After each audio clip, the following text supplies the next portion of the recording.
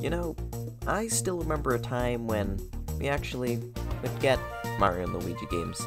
A time where you wouldn't really have to wait all too long between titles.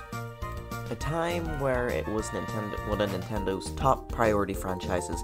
The franchise that they want to get out on a good regular basis, and yet every time it still managed to be phenomenal. A time which, up until 2019, was one we were all happily living in. 1,000 days ago, I went to a funny little shop and decided to buy myself the most interesting Mario & Luigi title I had ever seen. Both when it came to what I had actually seen of it, of course, as well as everything behind it. This, of course, being the Bowser's Inside Story remake. See, not too long before buying this, I saw bits and pieces of the game. Now, I had some delusions. See, it was the Japanese version, so I kept thinking and tricking myself, essentially, maybe this is just a Japanese version. Maybe this and this and this, but no, that's just stupid. I saw the updated title screen and how mediocre it was in comparison to the old one. I saw how many of the elements of the game, in the way that it looked, were worse. Sure, I saw a couple that were better, but a lot of them just... And, of course, the giant battles being very fun for people like me who own one of the original models of the 3DS.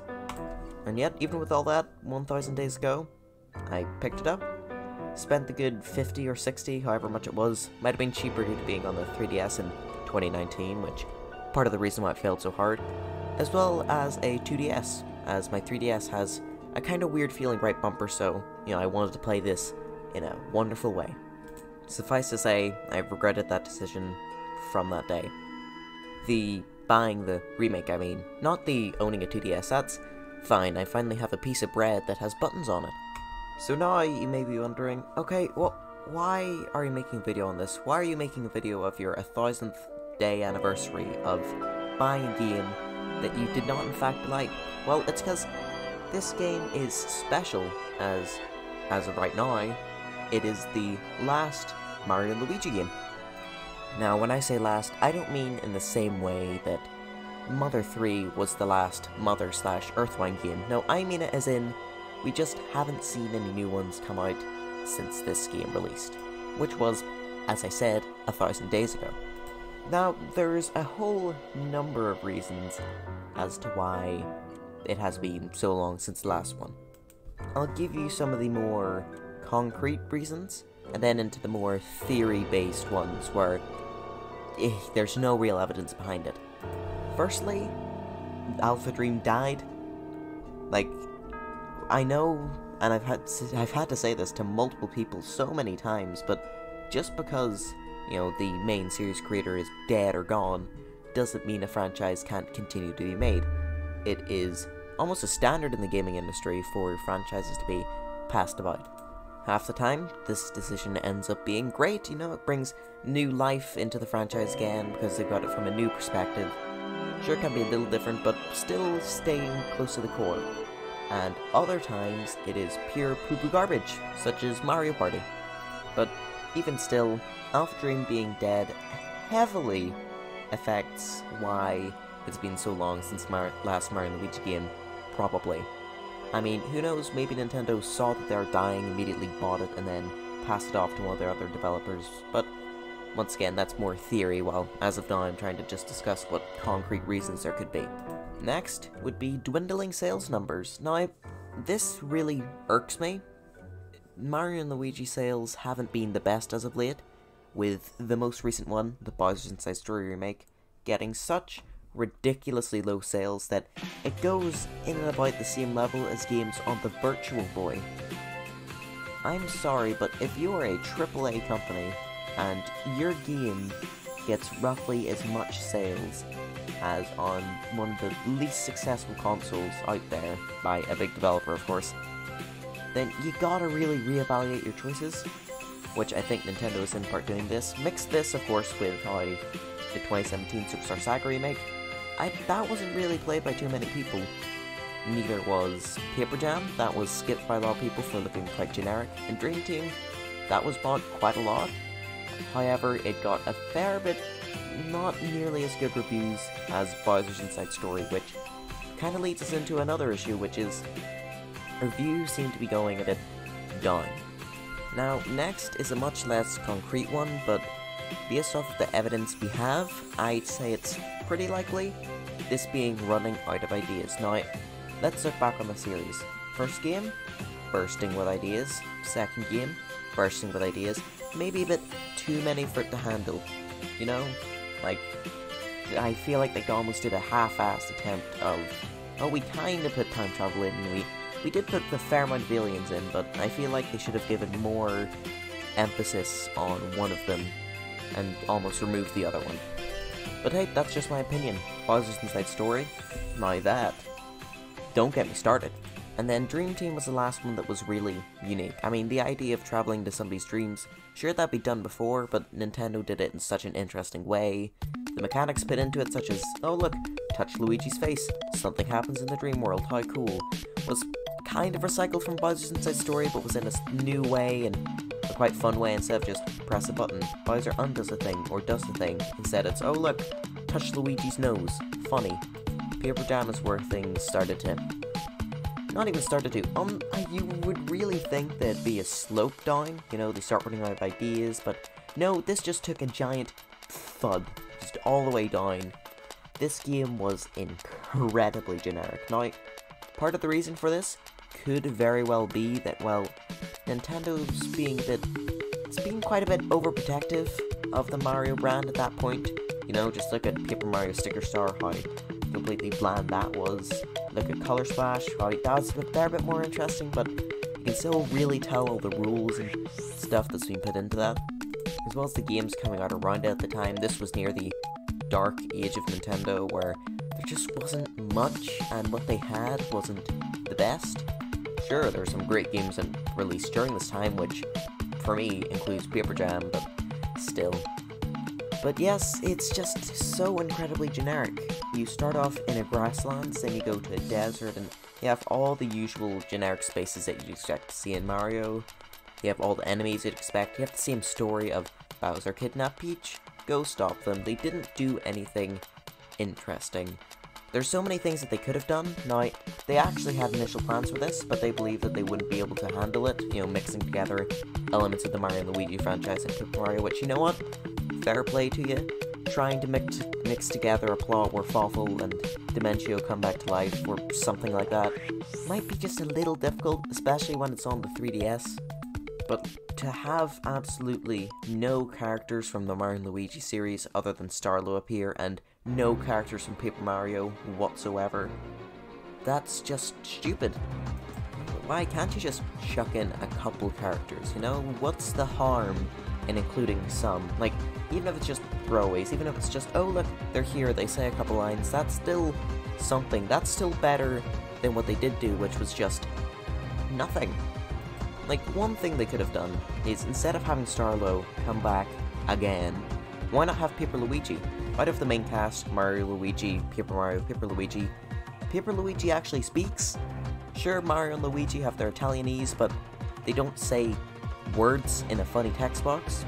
So maybe have something like that, where Luigi, or Paper Luigi, can understand them and say, oh, you mean this? That could have led to funny scenarios. Maybe not have him a battle, have him folded up like, say, Bowser was at the beginning of Paper Mario the Origami King. But it's just something, anything other than, let's just use Starlo for like the third game in a row. Maybe you could have had a war between Paper Bowser and normal Bowser. You kind of had this rivalry between them, but why not emphasize that? Why not have it so half of the place gets taken over by the paper and it's attacking, and stuck in the middle is Paper Peach, Paper Mario fighting? Maybe even have Paper Toads fighting the normal ones. I don't know, something. Just because you can do a super fleshed out concept like people were wanting, doesn't mean you have to do such a toned down version. Anyway, back to our main topic. After this, they released 2 remakes, which, the thing about remakes is that they're very abnormal. In my eyes, a remake is made when either A, a huge amount of time has passed since the release, of the game, and it's so important to the franchise's story, or it's got so many good reviews that it makes sense to put it back onto the thing with major changes made to it. Or it's when the franchise has kind of gone off the rails a bit, so you feel you need to re-stabilize yourself, see what made people love the original titles. Like, say, Crash Bandicoot N. Sane Trilogy. You know, after the third Crash game, things went a little strange, nobody really liked it, so going back to the older titles to understand what made people love these, what are the way that the levels are constructed, I think really helped with the production of Crash 4. And I feel this is what Alpha Dream was trying to go for here, you know, looking at this going, okay, let's remake these beloved games, let's see, you know, why people love these, let's look at the way that they're so unique, and let's try and get our own ideas again. However, they died before they were able to effectively do anything. Now, one more theory, though this one is there's no evidence for it whatsoever, so it's like a game theory, ah-ha-ha-ha-ha. It's that currently this franchise is in between developers, or has been given a developer, but they're taking their time because they don't want to muck this up. I don't know, as I already said earlier, with Mario Party, it can be quite dangerous giving a franchise to another developer, because if they don't understand what they're doing, then that could tarnish the franchise's legacy. So, let's pick a developer that seems like they would actually care about it. ND Cubed. Okay, let's be serious. Next Level Games.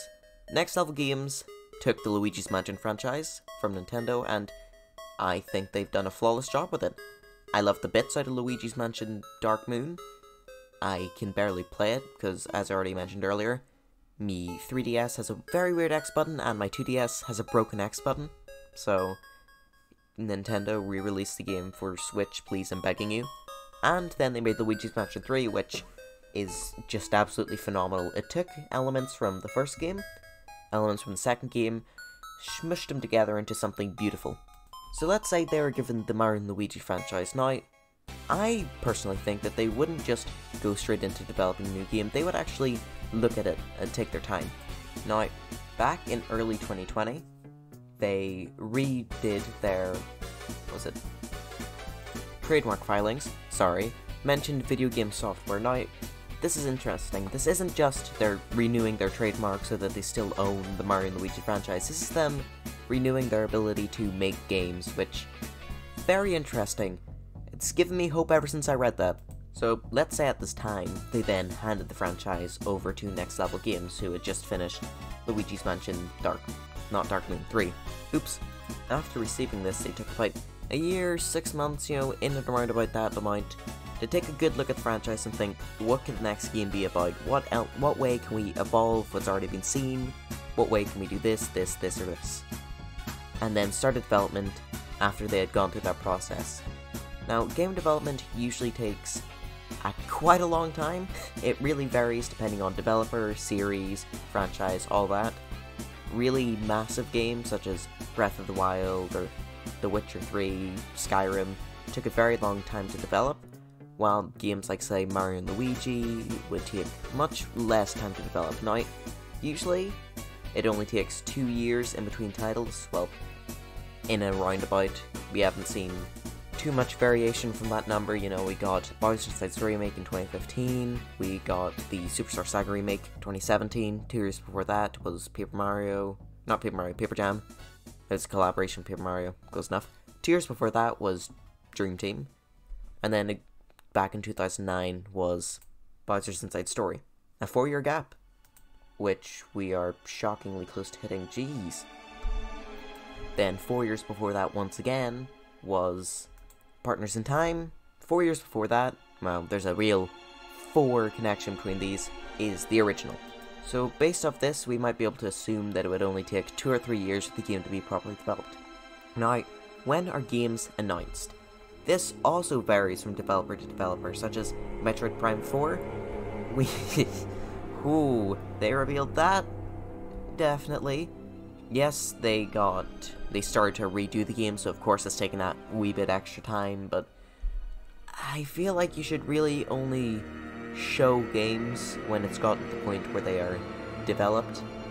Like, until you can show some gameplay or some significant cutscene, I don't care.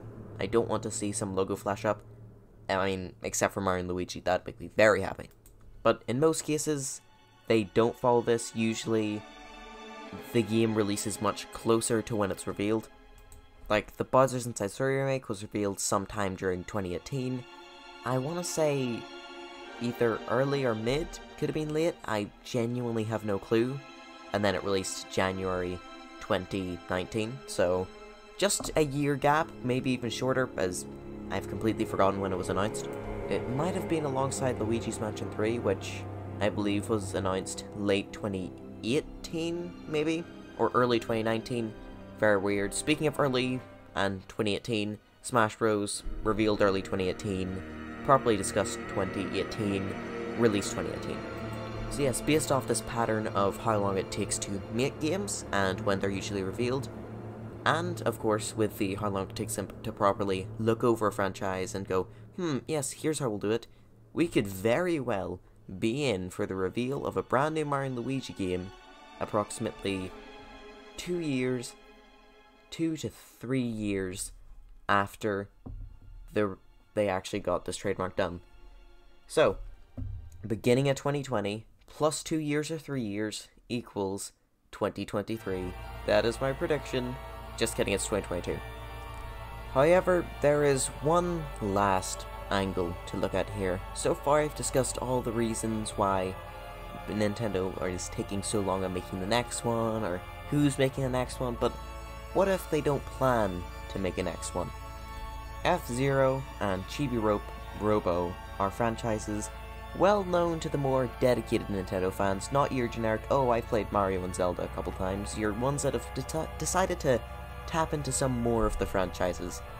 These franchises are quite well known for not getting games. F-Zero one day just stopped. No reason whatsoever. It wasn't due to poor sales, poor reviews, poor anything really. In fact, its last title was one of the most well acclaimed, I think. And yet we just didn't see any. There just has been none whatsoever. Now, Chibi Robo's is a lot sadder of a tale, because instead of F-Zero's where it released its final masterpiece then just walked off into the forest to die horribly, instead this one walked into the middle of town and went, look at me, I'm perishing. It released in a cult classic GameCube game called Chibi Robo. It then got 2 follow-up games, both for the DS, I believe, one of which was an exclusive to Japan, the other one of which did come to America, but only in Walmart. What? Then there was a photo finder game on the 3DS where you'd take pictures of objects around your house and it would put into the game, which, okay, Chibi Robo is a very interesting character for that, and then we all know what happened after that. The game that blows, Chibi Robo Ziplash. Now, what Nintendo decided to do here was, oh, people don't seem to really like the games we've put out for it so far. No, you just haven't given it a proper chance yet. How about we decide to change the formula into a cookie-cutter, generic 2D platformer? Oh. Chibi Robo Ziplash was like the Bowser's Inside Story remake. It had so many things against it that it just stood no chance. It released for the 3DS during a time where the 3DS was a lot less interested in, it seems. Sales from that era seemed really abnormal. Mix it with the fact it was a generic, not that good looking, 2D side-scroller.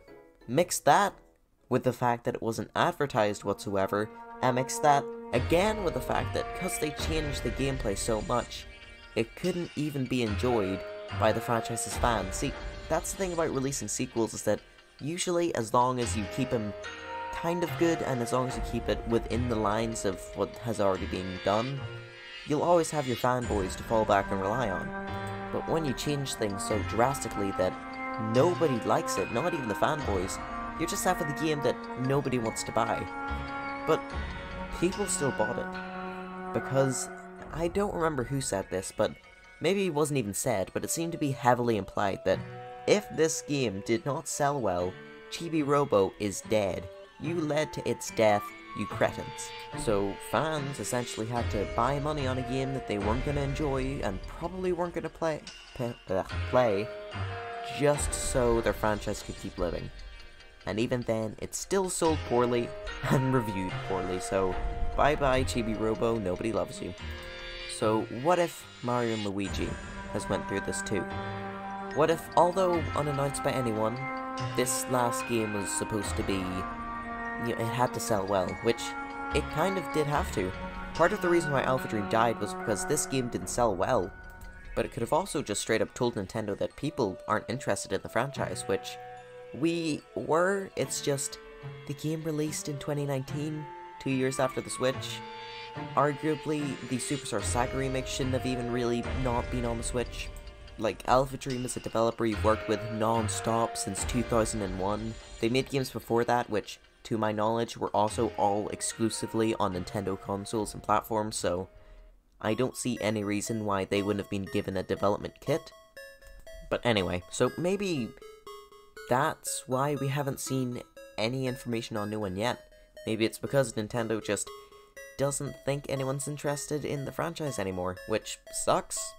Now, the next potential thing is, once again, quite a pessimistic one, but one that could end up being good once more. Now, perhaps this will be a situation similar to Metroid Dread. After 16 bloody years of waiting for a new 2D Metroid fans finally got it. They finally got an entirely new game using this 2D style of Metroid. Now, this isn't to say that Metroid Prime is bad. Not at all. Metroid Prime is great, but they're so different in so many ways that people can enjoy both and like them separately. Now, Metroid Dread was not at all supposed to take this long to make. In fact, it was planned for ages.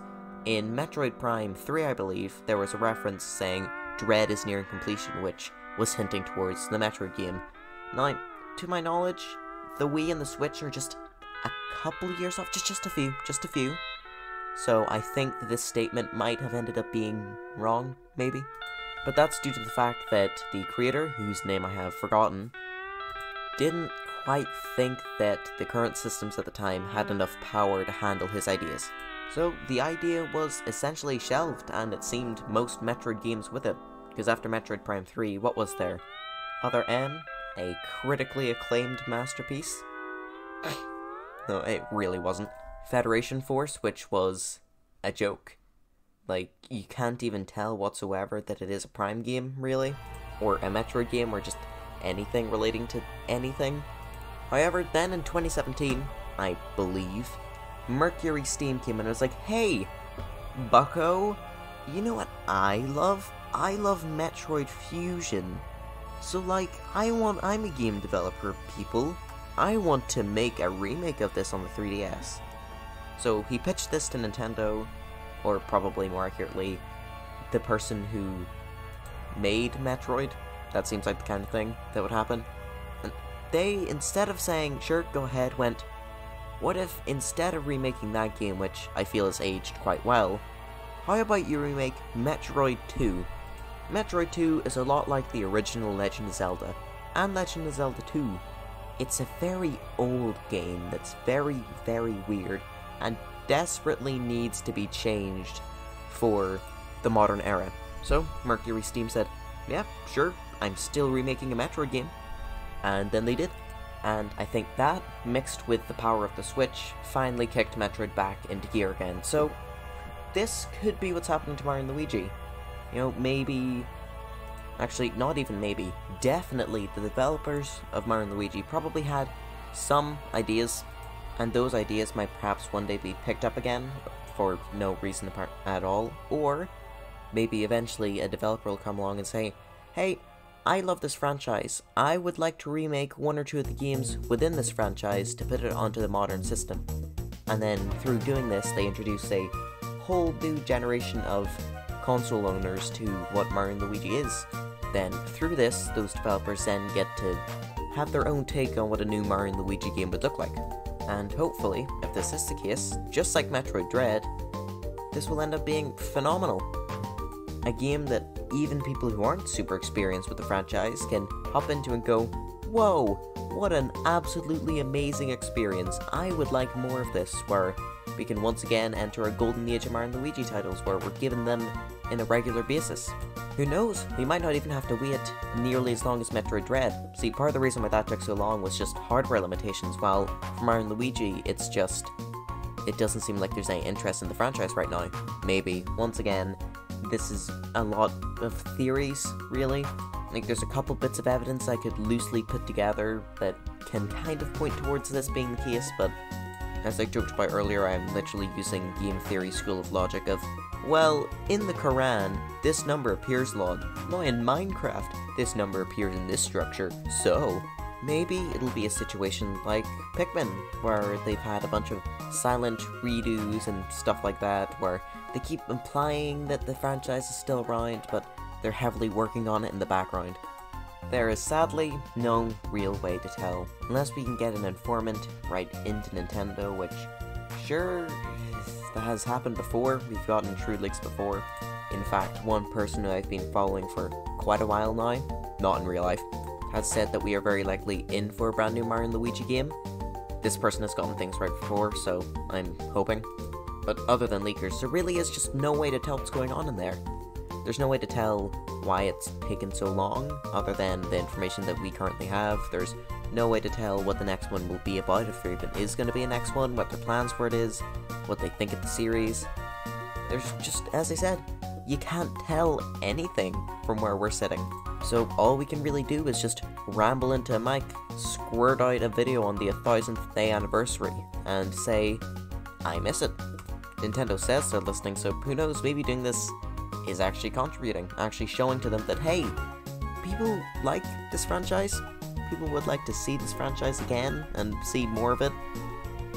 Now, with all that being said, I really do hope you enjoyed this video.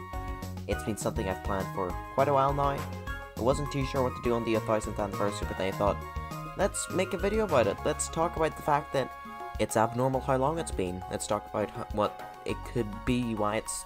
I'm speaking great, by the way. Why it's taken so long, you know, what could the next one be about, what are we gonna see, even what's next for the franchise, like, out of everything that could possibly happen, what would be the most likely thing that we'll see within the next couple months. Which, if you want to know, Game Boy Advance games being added and Mario & Luigi Superstar Saga being one of them, I would take that. Like, I'm just saying, I would take that. That's still technically Mario & Luigi on Switch. That's still a dream I've had since 2017 being fulfilled. I mean, sure, I'd much rather almost every single game other than that on here, but yeah. And the second most likely thing being a Mario & Luigi character being involved in some form of Mario Kart, be that Mario Kart 9 or, more likely, Mario Kart Tour. If this is a video that you'd like to come back to someday, please leave a like, and please do consider subscribing if you aren't already. We are comedically close to reaching 100, which means that my funny YouTube link will no longer be a bunch of random letters, it'll be the awesome GN, like it's been destined to be since I made this horrifying thing. So please do consider subscribing. If you already are, go grab your mum's phone or your dad's phone, and maybe even a sibling's, and, you know, type it on my YouTube channel, drop subscribe. They won't watch my videos, but I'll sure as hell appreciate the effort you put in. Comment what you think about this whole debacle. Anyway, I will see you at some other point in the future. Bye bye.